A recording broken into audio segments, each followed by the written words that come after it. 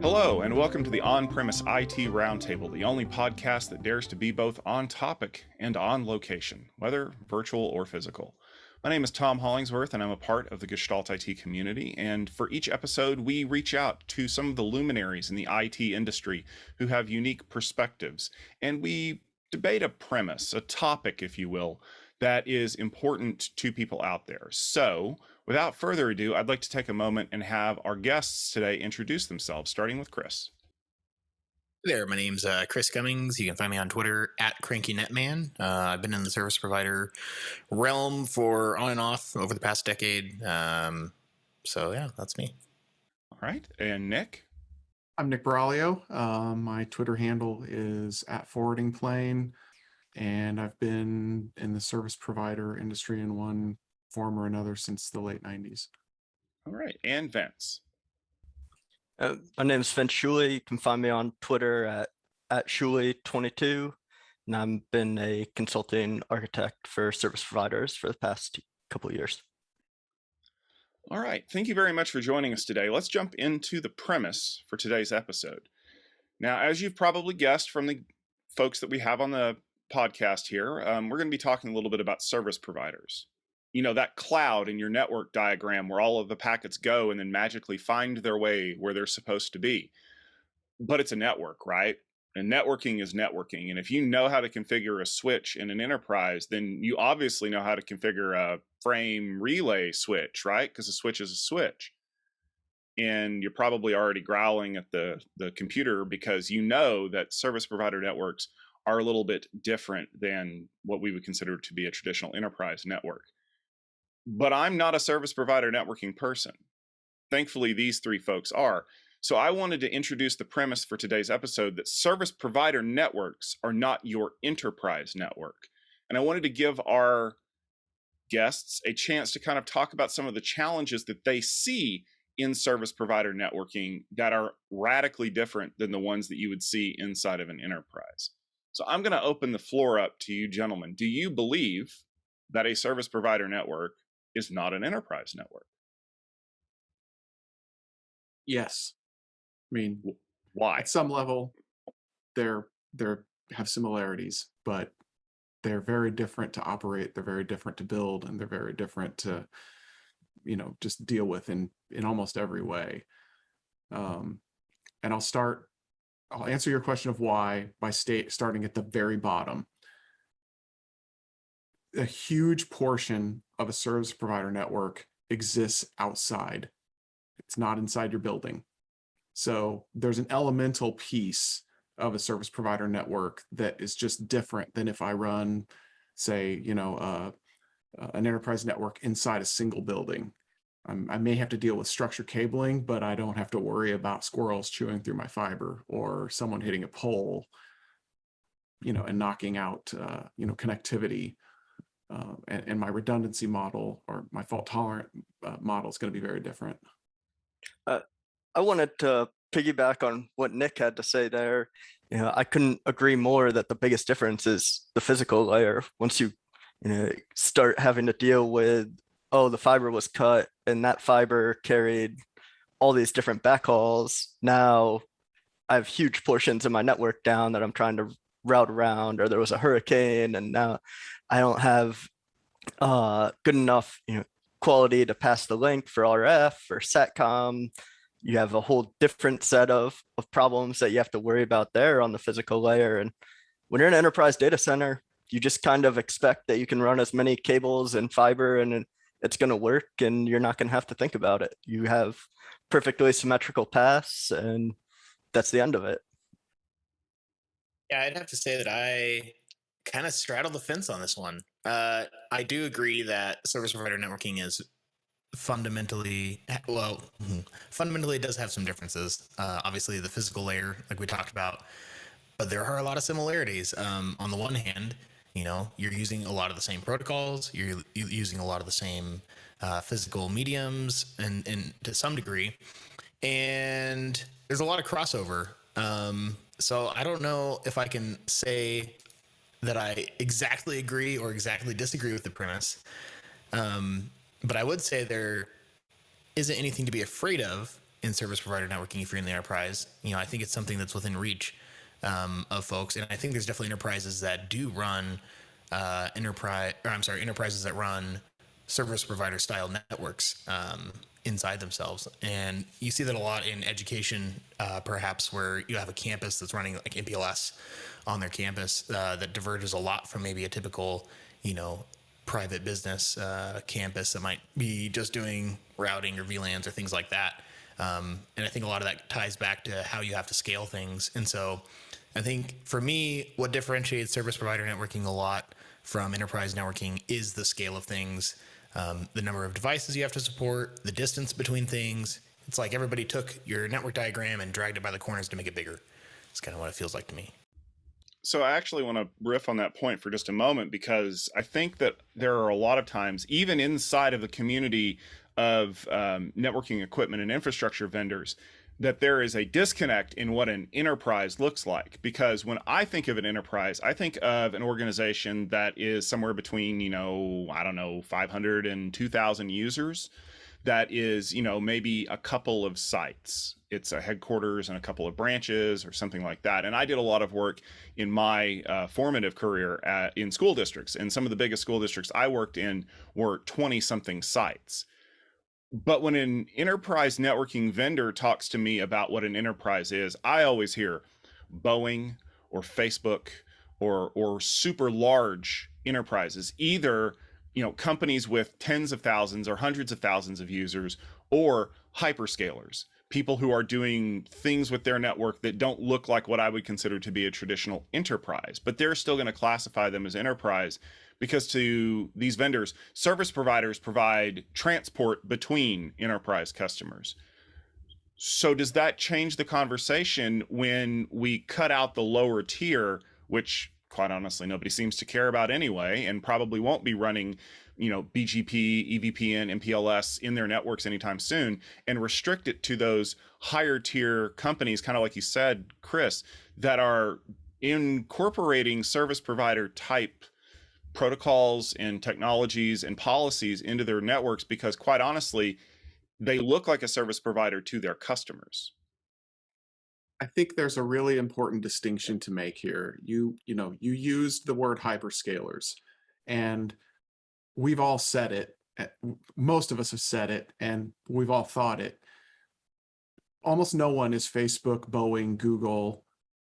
How many of those are there, right? There's maybe 50 or 100 hyperscalers, if I'm being, really liberal with the definition. And they may employ a lot of people, but in the overall number of actual organizations, I think that they are disproportionately hyped. As this is, Amazon is doing this. So maybe, mom and pop that has 4 retail locations should do this too. Makes no sense whatsoever, right? Amazon has, or whoever, right? It doesn't really matter. The hyperscaler has the resources to employ the people that are going to understand those types of things and are going to operate at that scale. Whereas, mom and pop shop that might exist in one state or in one, geographic area, or maybe a couple of states, if they're really big, they're going to contract that stuff out. They're going to go to a traditional service provider and say, I need connectivity from here to here. They might, if they're really advanced, they might do some SD-WAN stuff, right? But, for the most part, I think you've got the tier that you've mentioned, the hyperscalers, right? I'm going to throw those out. Like, they don't apply because they can run their own network. Google literally runs their own fiber backbone that is global. So does Facebook. They have undersea cables. There's some service providers that don't even have that. They're just a completely different scope. Whereas, you just don't have that kind of thing within that middle tier, which is by the numbers, the largest demographic that we're talking about here. Nick, on that, I wanted to go back to that middle tier as well, because even some of those enterprises that I get a chance to work on that are pretty large, but they're nowhere near the size of the hyperscale. So they might have the needs for high availability on their servers. They might have the need for BGP in the data center to, take advantage of routing and not running span and tree. We all want to get rid of that in our data center. I think we can agree there, right? So you start to see things. But I think where we went wrong is all of that started to focus on using things that got purpose built or adapted an old enterprise technology, looking at Trill or Fabric Path or anything along those lines, versus going all the way and taking advantage of all the lessons that were learned in service provider as to how to adapt the tech to make sure that you have the availability that you're looking for. Now, I will say that that is actually part of the reason why I kind of wonder about this crossover between service providers and enterprise, is because a lot of the technologies that we see that have filtered down into the enterprise that are must use, whether it's Trill, Fabric Path, BGP, EVPN, VXLAN, whatever, started out at that high tier. They started out as a solution to a point problem. And maybe the question that I have for you guys around those lines is the problem not that we're wanting to go all the way and force people to look at a solution to a problem as a process, as a policy, as an architecture issue, but hey, here's this button that you can hit that fixes this big issue for now. And I love the fact that you brought up Trill, Vince, because that was actually one of the things you wrote an excellent post recently about migrating from Trill to EVPN. And I can remember how Fabric Path was going to solve all of my problems. And then it didn't, because people adopted it for a little bit. And then we kicked the can down the road a little further until a better solution came along, ironically enough, out of the service provider space. So are we creating our own monster here by selecting these technologies and pushing them down into the enterprise and saying, just configure this and it'll work, without fixing the root cause of the problem? Tom, along that point, right? Like a lot of the gear that went into the enterprise, when you started to buy that, it didn't have MPLS labeled depth, right? So there was no option for that. So that's where you kind of got your hand forced on other data plane encapsulations. You didn't have a choice but to go with VXLAN because it was supported, and you didn't want to go and buy a couple $100,000 worth of new gear to upgrade everything to get the capability. So that starts to force that rabbit hole that I think you just talked about. I think there's another really important distinction that we really never talk about. We talk about the product, right? Everybody's got their network or their business, and that business is focused around a product, right? For an enterprise, their product can be anything. I'm selling a widget, I'm building bicycles, I'm making backdrops for people that do Zoom calls. That's their product, right? What's the product of a service provider? The network is the product, right? So the scope and scale and the way the mindset works for something like that is going to be different, because the network is the actual product that they're selling. So therefore it is the complete and total focus of what they're doing.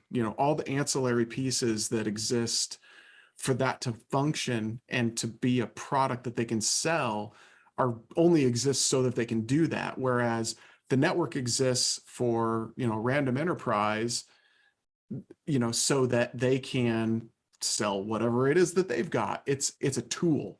The network is a tool for them, whereas a network is a product for the service provider. And I think that's really important when we start to think about how these things break down. I do think that there's more bleed over than there's ever been in, between the two, right? You've got all these technologies that are sort of migrating.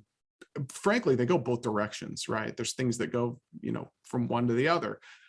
But if you think about what those products are, I think that is a key distinguishing factor in how you make your procurements, right? Whereas an enterprise is going to say, I need connectivity.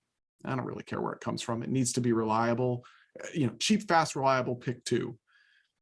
Whereas if you've got a service provider, you're like, I need to be able to provide connectivity. So I need fiber in the ground. Am I going to put the fiber in the ground myself, or am I going to contract dark fiber from somebody else and then light that fiber with my own optical equipment?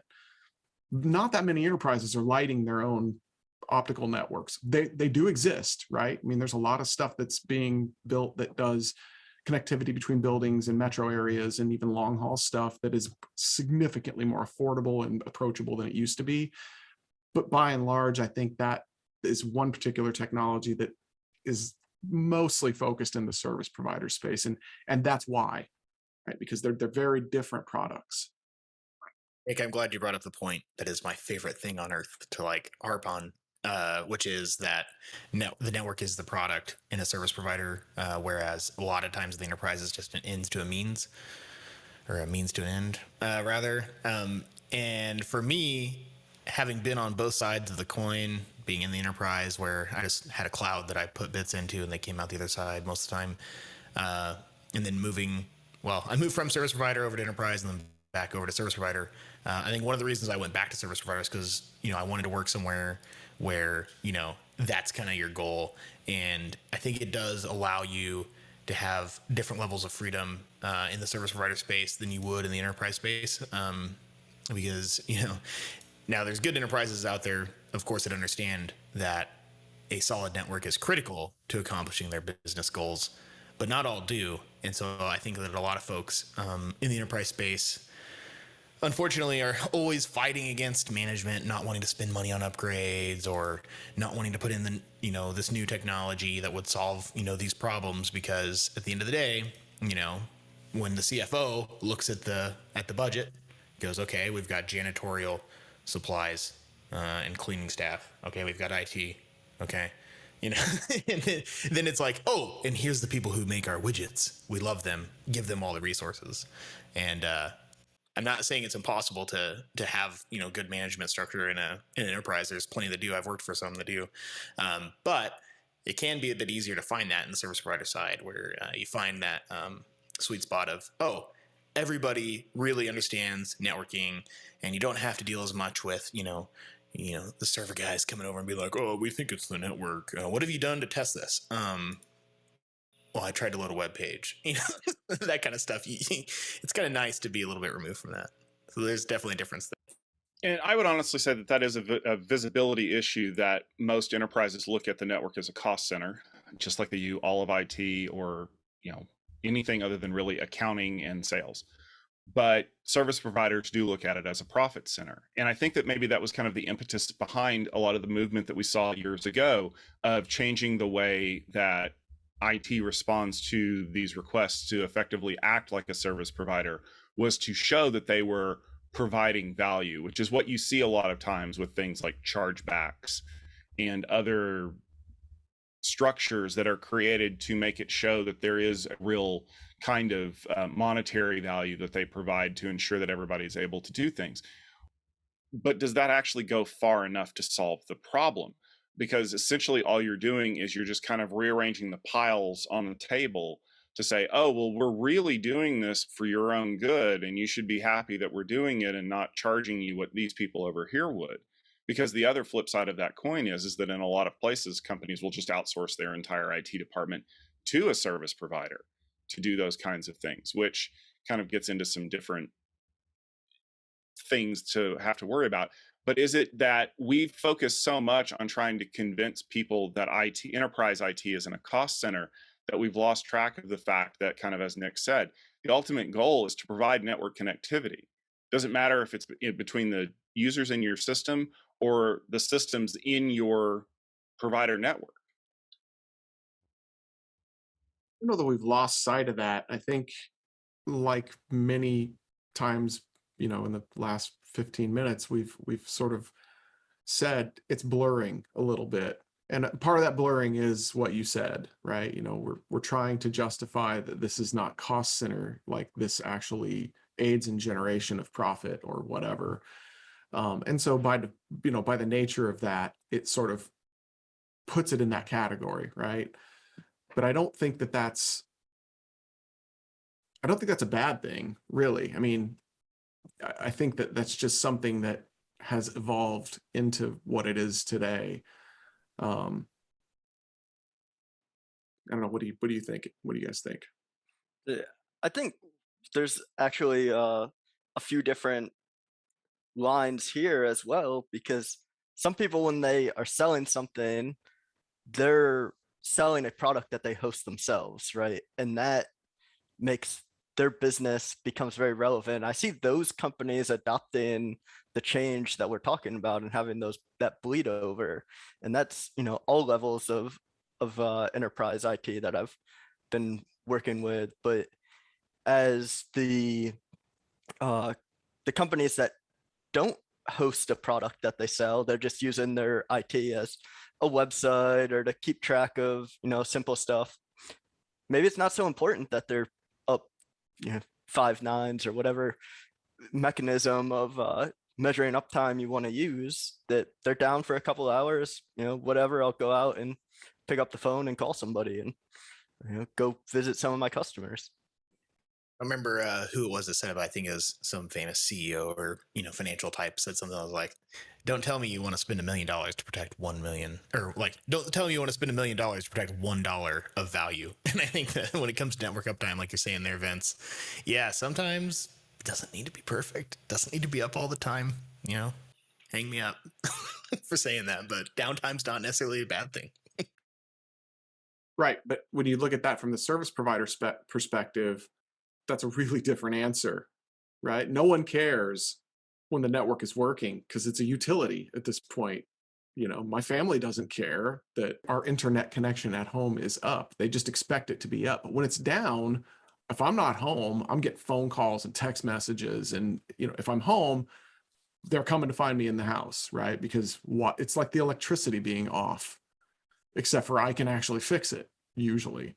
So it's a really different point of view, because the network is often, from a service provider point of view, from a service provider customer's point of view, is a utility that they're paying for to be available all the time, even if they're not buying an SLA or whatever. It doesn't matter. The expectation is that this just works. Like when I turn the faucet on, water comes out. When I turn the light on, it comes up. When I switch the switch, the light comes on. When I open my browser up, I expect to be able to get to whatever I'm trying to get to. It's a utility at this point in people's minds. How it's categorized outside of that is irrelevant. How people perceive it is that it's always available. So downtime from a service provider point of view is a really, really different thing. I think that's something that kind of it changes the network design sometimes, depending on the scale or scope of the enterprise. But yeah, that's why a lot of service provider tech, look at the kind of router that you're putting in a backbone, location on a network in a big service provider, right? A lot of times it's going to have, 4, 8 power supplies. It's going to have at least 2 routing engines, maybe 3. It's going to have a bunch of line cards, and that's just for one router. Maybe you'll have 2 of those super redundant boxes, and I think that's not something that you do as much anymore. The 60, except for the people that are still running 6509s in their closets. I think there's also, I'm going to go on the topic I was at a little bit further. Even within those enterprises that meet that line, you start to see them breaking up their IT into different functions. Of they have a staff that does corporate IT, and that just handles, the office jobs, and those guys have a very different network design than the side that handles their content or the product that they're selling. And that product side is where you see all the service provider tech going in. On the corporate side, you still see a distribution switch with HSRP and as many things that you can stack together in the closet to connect a couple hundred guys there. As I say, that is a nice dovetail from both Chris and Vince into the differences in the hardware. And you do see, I think you'll see in service providers, you'll see this class of gear and this class of gear, where this class of gear is your service provider, your carrier grade stuff, and then you're going to have like some switches and things like that. And the enterprise, it's going to be flipped, right? You probably have 1 or 2 routers that may need buffer and TCAM space, but you're going to need a lot of switch ports. So there's almost a mirror image of each other in the equipment in most cases between what I would consider to be a typical run-of-the-mill enterprise, middle-sized enterprise, and a service provider. So let me flip this question on its head a little bit, because as we kind of have determined, the lines are blurring between what a service provider network looks like and what an enterprise network looks like. And there are things that are flowing back and forth between them to kind of, solve problems or change the way that we look at IT. but should those lines be blurred? Is it a good idea to carry a lot of the design practices and the infrastructure down from a service provider into the enterprise, or vice versa? Because as we blur those lines, it challenges the way that we look at these things and creates additional complexity in places that maybe it doesn't need to be created. So should we maybe draw a bright line between the two and say, if you're doing this, you're service provider, and this is what you have to work with, and if you're doing this, you're an enterprise, and this is what you get to work with, and ne'er the twain shall meet? My opinion is make them kiss. They belong together, very much so. I think that you benefit a lot from having basically that cross pollination between the two veins of networking, at least the two veins that we're talking about. You know, if you are at a service provider, that enterprise knowledge that you might bring if you came from enterprise to a service provider, that can be really valuable because you'll have the insight into what the customers actually care about. Whereas you might actually learn that, hey, the customers don't care about anything except for the bits just get there. You know, you might also be able to take that because a lot of service providers still have to have enterprise style networks too, and need to have data centers to run your DHCP services, all of your, you know, broadband authentication stuff. Like, I mean, there is just a ton of services that you need to run as a service provider, your DNS, resolvers and all that stuff. And if I'm being honest, a lot of service providers have that as kind of the shoemaker's child. I'm mixing my metaphors a lot today, but basically, you know, it's always oft forgotten about. You just have these, you know, data centers that are just a shame pit nobody wants to deal with. And so, you know, I think from the enterprise to the service provider, there's a lot of value in that way. And then from the service provider to the enterprise too, because there are a lot of folks in enterprise networking that don't understand, you know, routing at the level you might need to know, and don't understand. I mean, I've met tons of folks who just don't know that there was a world before NAT. Don't know that there's a world where you could have redundancy by using routing and BGP and multiple transit providers and advertising your address space. And so there's just lots of cross pollination. I say, you know, let them mix. Okay, I'm gonna agree on this as well. I think they need a mix, but I think the question, it comes down to the scale and what you're trying to do, right? And I think why the service provider data centers get ignored is they might have one pizza box, and I'm not going to run an EVPN fabric for one server. I'm going to put an SVI somewhere, and I'm probably going to forget about it until, you know, it doesn't work anymore. And then I'm going to have to go and deal with that. Whereas in a enterprise or a content delivery or hosting, they're going to have this really massive data center with thousands of servers. You're going to have big firewalls at the edge to do filtering. You're going to have load balancers. And when you're just slinging packets back and forth, there's not a lot of that on the other side. I don't have quite as poetic of a interpretation. To me, everything is just a tool in the toolbox, and I'm going to use whatever tool it is that I need to build whatever I need to build. That might be, you know, a layer 2 switch, and that's it. It might be you know, a half of a cabinet that has 400 gig ports in every blade, you know, but there's only 8 ports. You know, they're just tools in the toolbox. I think you pick the ones that you need for the job that you have to do. So if I'm an enterprise and I need to have, you know, 1,000 desktops online, I'm not, you know, I'm not going to buy a giant carrier router or, you know, as many of those as I'm going to need. I'm going to buy as many, you know, layer 2 switches as I can get away with to plumb layer 2 through. And conversely, I'm not going to try to push, a full long fat network through a data center switch. Just because it has a 100 gig port on it doesn't mean it can move 100 gig in the WAN, right? Probably has no buffer whatsoever, which is really important in a service provider network.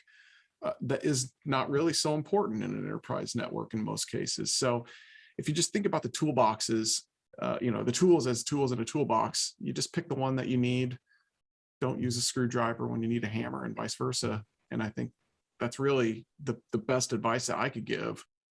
And I think we do a really bad disservice as networkers by not exploring those tools, because I can't count how many times somebody's told me as I'm learning a new technology, oh yeah, you don't need to know that because it's enterprise, or oh, you don't need to know that because it's service provider. And it's like, well, my toolbox is getting a lot smaller now and I don't know the options. So I feel pigeonholed into what I know, because if everything is dependent on that, I'm going to go with what I know, even if it's subpar versus something I'm extremely uncomfortable with when it comes down to the decision time. Yeah, I think that we're all kind of at the point where we agree that while they're two separate networks, there's a lot of things that each can learn from the other. And more importantly, it's not just a technology conversation. It's not a switch or a 400 gig optic or a router the size of a refrigerator. Instead, it's the other things. It's the planning. It is the design. It is the way that you look at the way you provide services to people that helps kind of more clearly blur that line, if that's a thing, when it comes to, are you a service provider? Are you an enterprise? Or should there even be a distinction? And kind of to Nick's point, they're all tools at the end of the day, whether it's a wireless network or a spreadsheet or a phone on the CEO's desk that he uses to make phone calls to get sales. Ultimately, they're all things that are used to provide value to the business, to allow you to do the job of the business, because unless you are a service provider, your business is probably not providing IT. But even if you are a service provider and your business is providing connectivity or IT services or whatever it is, you still have to have those same services to support the things that you do. So ultimately, I think the premise here is valid, but the question will be, for how much longer? I want to thank everybody for joining us on this episode of the On-Premise IT Roundtable today. Remember that you can always find the latest episode of our podcast by going to gestaltit.com/podcast. You can also subscribe in your favorite podcast application of choice, or check us out on our YouTube channel. It's youtube.com/gestaltitvideo. And we will also invite you to check out more great discussions about some of the service provider technologies by heading over to our other sister site, techfieldday.com, and clicking on the link for Networking Field Day Service Provider. December 8th and 9th, we will be talking about all these challenges and more with companies that are making the service provider equipment, and maybe we can get you a more definitively blurred answer by then. So for myself, Tom Hollingsworth, for our great guests and our wonderful members of the Gestalt IT community, thank you very much for tuning in. We hope to see you soon, and have a good day.